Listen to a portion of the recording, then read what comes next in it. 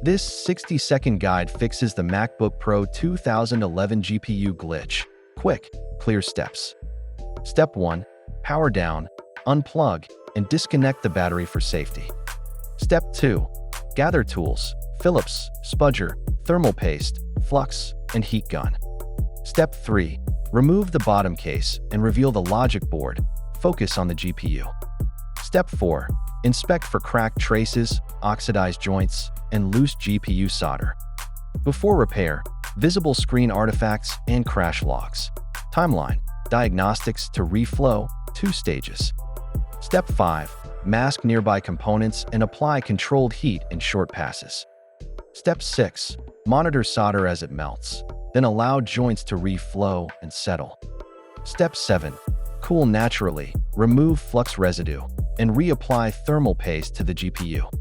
Reassemble, reconnect the battery, then boot and run a GPU stability test. Compare before and after, artifacts gone, frame rates restored, and system stable.